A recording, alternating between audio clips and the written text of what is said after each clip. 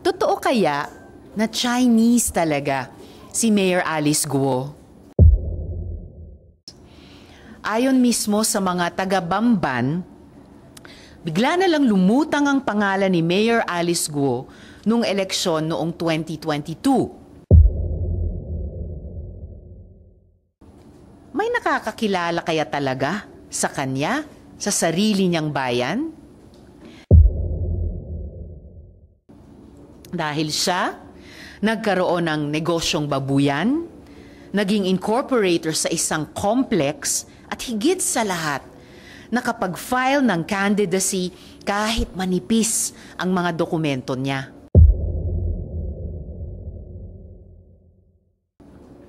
Natuklasan natin na wala siyang hospital record of birth. Kahit mga dokumento na pumasok sa kahit anong school, wala. Inamin ni Mayor Alice na Jian Zhongguo pala ang totoong pangalan ng kanyang ama. At yung Angelito Guo ay Filipino name lang daw.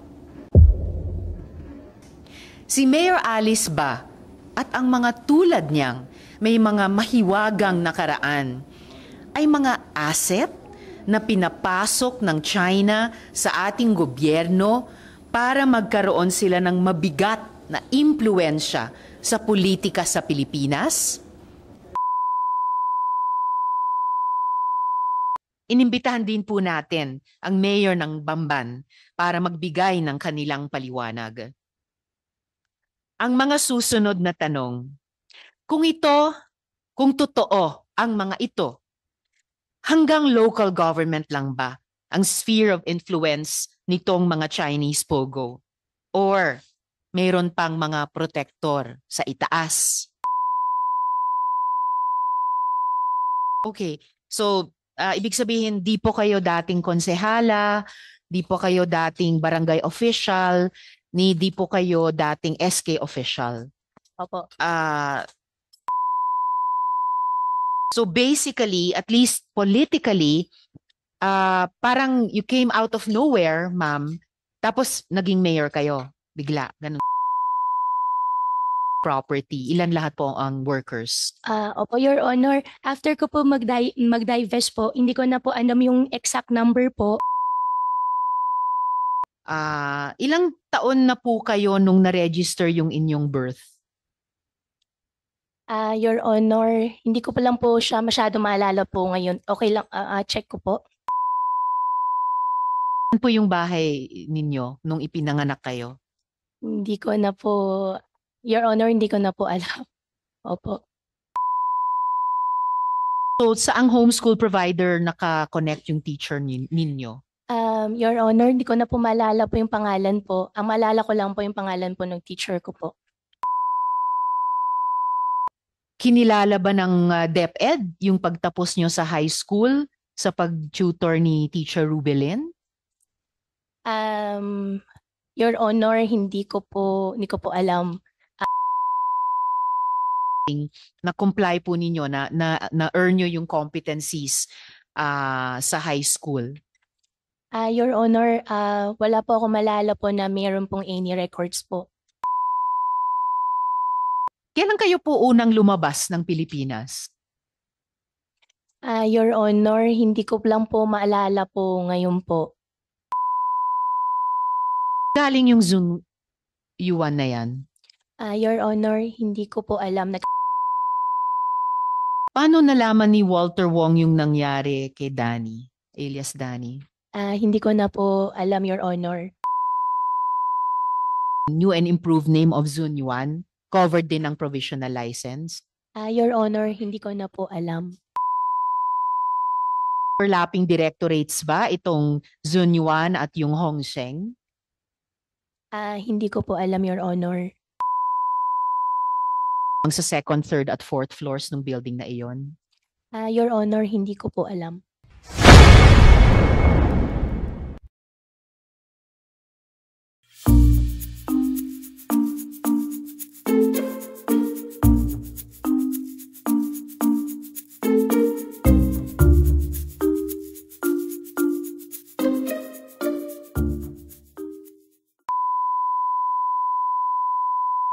Magandang umaga po, Senator Yes, ma'am. Raffy, Madam Chairman Senwin. Dita Klamo po yung aking kapampangan po. Hindi klaro. Hindi po, konti lang Kaunti po lang yung po. alam ko po, konti lang po. Okay. Yun nga yun eh. Matagal ka sa Tarlac at nakahalubilo mo yung mga tauhan mo and all of these people that work under you, of course, they speak Kapampangan. And I'll tell you, I lived in Zamboanga only for 2 years, from kinder to grade 1, and yet, natuto ako magsalita ng Chapacano. And it's unbelievable on your part, and you live in that place up to now, and dealing with people, with your staff sa farm mo, at hindi ka natutong magkapampangan, konti lang. Ako, malawak ang Chapacano ko. And I only live in Zamboanga for 2 years.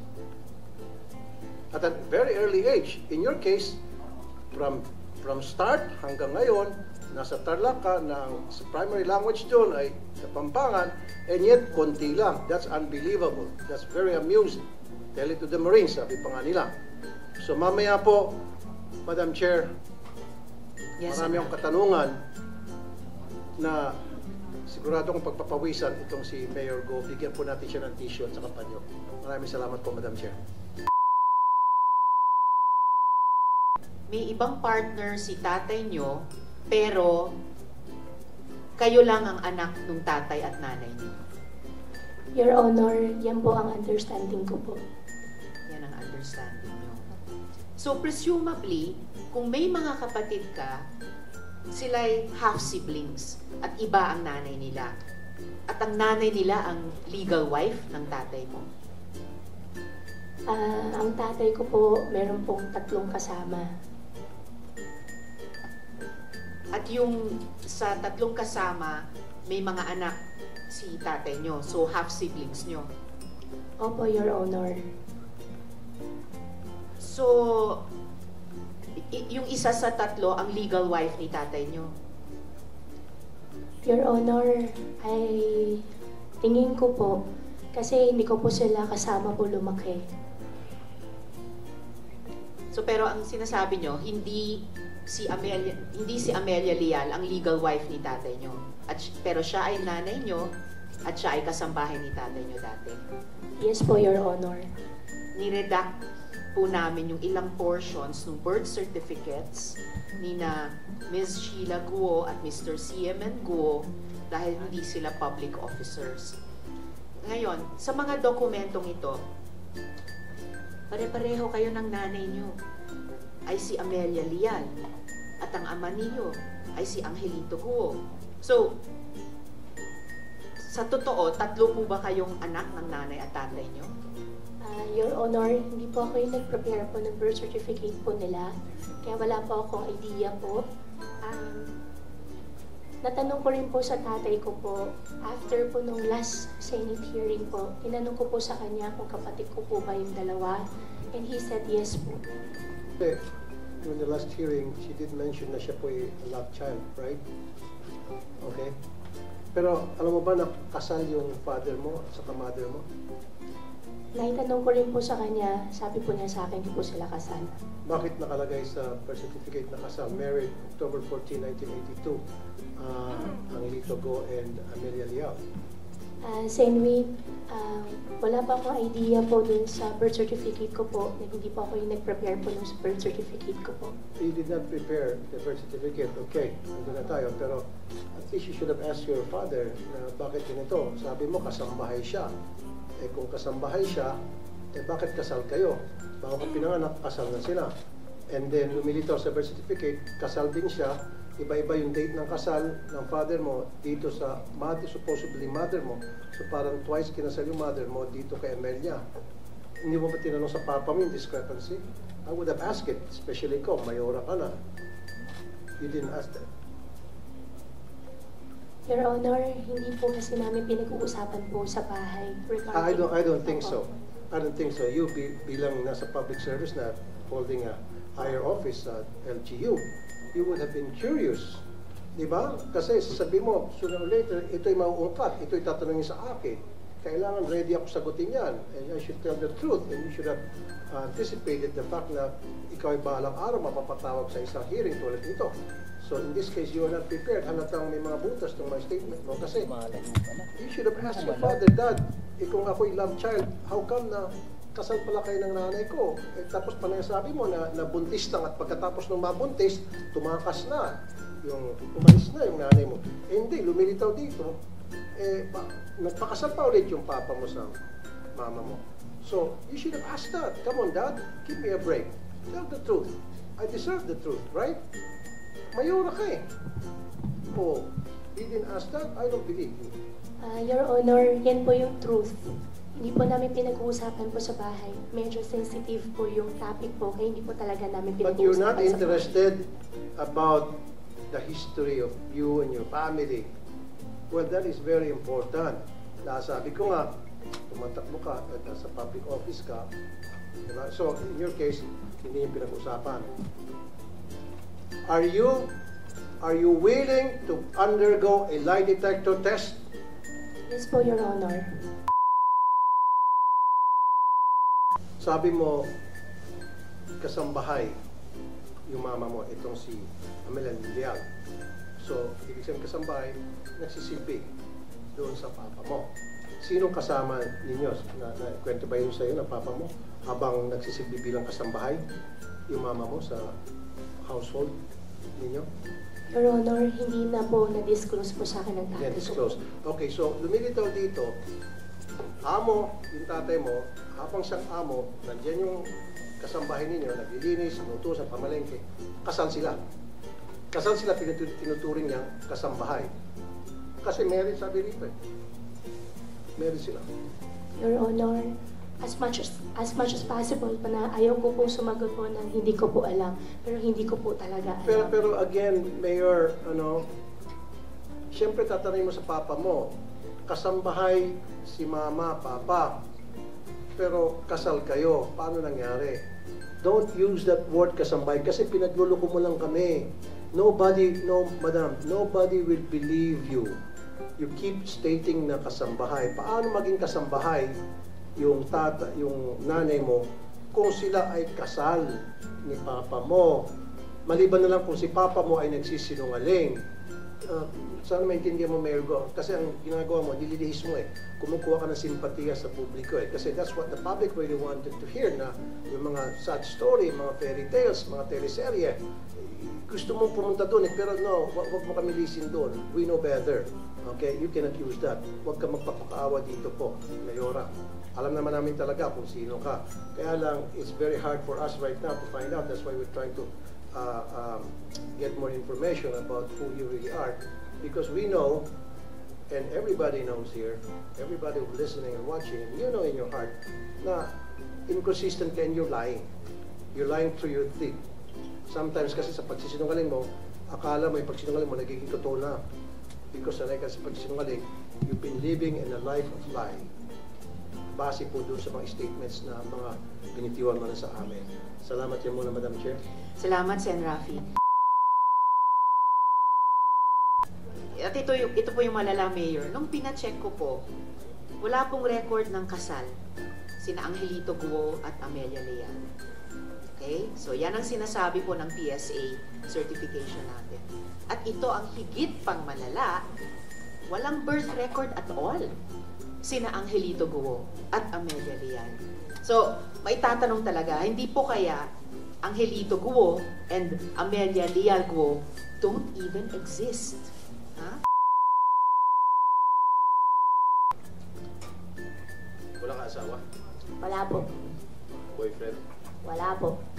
Sigurado? Sigurado po. Wala ka living partner? Wala po. Yung living partner mo nagmamanage ng POG operations mo sa Bamban? Hindi po. Sigurado ka? Sigurado po ako. Wala ka relasyon sa isang public official? Wala po. Bayan sa Norte? Opo. May kilala ka ba? Norte po, marami po ang kakilalang mayor po ng Norte po. O sa Pangasinan? Pangasinan, meron po. Alam, Sigurado ka ha? sigurado po ako. Wala ka relasyon ha? Wala po akong boyfriend, wala po akong asawa, wala po akong karelasyon. panindigan mo yan, ha? Opo. Dahil mayroon akong testigo na makakapagpatunay na yung karelasyon ay nagmamanage at nagmamanage ng negosyo Pogo rin sa lugar mo. Opo, sige po.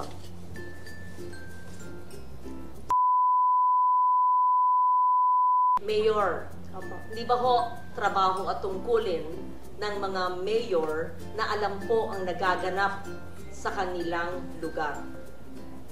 Is that not your sworn duty as the chief executive of a local government unit? Your Honor, yes po. Conversation as landowner, but your concern as mayor, considering talamak, how do you say, anong salita doon na grabe ang nangyayari ng krimen sa iyong jurisdiction ay hindi po kayo nabahala. Pinasukan nyo, tumakbo kayo bilang mayor at nanalo kayo ng ilang daang votes over your rival, and you're saying something that you're familiar because kayo may-ari ng lupa at kilala nyo yung tao, nagtayo ng malaking gusali at nagkaroon ng raid na last year at hindi nyo alam na nagaganap ang mga krimen na yon right under your nose in the LGU which you had? Saan ba yung childhood nyo? Dito po sa Pilipinas po. Saan po sa Pilipinas? Sa Bamban po. Saan po kayo napanganak? Nakita ko po dito po sa birth certificate ko po, Hilod po, at iniwanan po ako ng nanay. Hindi, saan kayo napanganak? Nakita ko po dito sa birth certificate ko po, Hilod. Hindi ko po tinatanong yung proseso ng papanganak sa inyo. Saan po? Saan pong lugar sa Pilipinas, sa Central Luzon, sa Tarlac o sa Banban? Tarlac po. Saan po sa Tarlac? Matatalaib Tarlac po. Ano po? Matatalaib Tarlac. Is that the barangay? Yes po, nakita ko po dito sa birth certificate ko po. No, you would have recollection of your childhood, right? Can you just give us a recollection of your childhood? Sino po yung best friend nyo? Saan po kayo nag-aral? Kung meron kayong magkamag-anak? Recollections of, you're only 38 years old. You will remember your childhood. I mean, I'm double your age, but I would remember my childhood in Malabon. Your childhood. I know you homeschool. I can't believe anyone is totally homeschooled all her life. Yes. Please tell us about your childhood. Your Honor, lumaki po ako sa farm. Which farm? Which farm? In what barangay? In what LGU? Barangay Virgen de los Remedios, Bamban, Tarlac din po. Lumaki kayo mag-isa. Kasama ko po ang katulong, kasama ko po yung mga kasamahan ko po sa farm. And Sino po yung makasamahan nyo sa farm? Sino yung katulong na naaalala nyo, pangalan, nationality, at sino yung nag-alaga mula kayong napanganak 38 years ago? At binibisita kayong ama nyo mula saan? Sa bansang Sina. At tell us about your childhood. Your Honor, sa farm po ako lumaki, sa Bamban po ako lumaki. Lumaki po ako mag-isa, pinupuntahan po ako ng tatay ko. How I wish po... No, okay. You cannot grow up alone from a time you were born. Opo. So, the formative years from a time your mother birthed you, up to perhaps 10 years old, sino po yung inyong naging caregiver o yaya? Hindi naman pwedeng mag-isa lang po kayo sa farm. Binibisita kayo ng ama nyo mula saan. So, sino po yung, sabi nyong kasambahay nyo na nagpalaki sa inyo? Sino po yung, sabi nyong mga kaibigan nyo, kasama nyo sa farm? Sino po? Para may... In short, I'll be very honest. Please convince us that you were born in the Philippines, that you are Filipino, and that you are not what people suspect you to be. Dediretsuin ko na po. Kumbinsin mo kami kasi hindi po pwedeng hindi nyo maalala yung inyong first few years of living na formative years. Para makumbinsi kami because we want to be convinced that all elected officials are Filipinos and not spies of other countries. We have to know. Di ba ho? So if you're really Chinese and fronting for other people, go back to your country. But if you are Filipino and you were born here, convince us because we want to be convinced. So I'm trying to help you by trying to make you recall about your childhood. Hindi pwedeng, kasi parang scripted. Kasi I was born on this. This is what I can remember. And then when I ask you the same question, it's the same rote. R-O-T-E. So convince us. Paulit-ulit. Anong barangay, anong farm, sino po yung nag-alaga sa inyong sabi nyo na binibisita kayo ng ama nyo, ano yung family situation, sino pong makalaro nyo, kaklase nyo, kung homeschooled kayo, sino po nag-homeschool sa inyo, ganun po. Madam Senador, ako po ay lumaki po sa Barangay Virgen de los Remedios, Bamban, Tarlac po. Ako po ay isang Filipino. Lumaki po ako kasama po yung mga empleyado po namin sa farm. Interjections, very helpful. Magsalita po kayo sa Kapampangan kung kayo lumaki sa... Madam Senador, konti lang po yung alam ko po sa Kapampangan. Ang alam ko po, sobrang konti lang po. Okay, what Chinese language do you speak? Hokkien or Mandarin? I can speak Hokkien po. Okay, speak in Hokkien now. Bo? More. Tell us more about your life in China. Wala po akong life po sa China. Dito po ako lumaki sa Pilipinas po. Tell us about your life in the Philippines and tell us about your family in China in Hokkien. Yes po. Guai Lao Pe, Tui Tai Liok Lai. Continue. Qua si Tiongkok lang. Qua si Philippine lang. Tell us more in Hokkien, your childhood situation.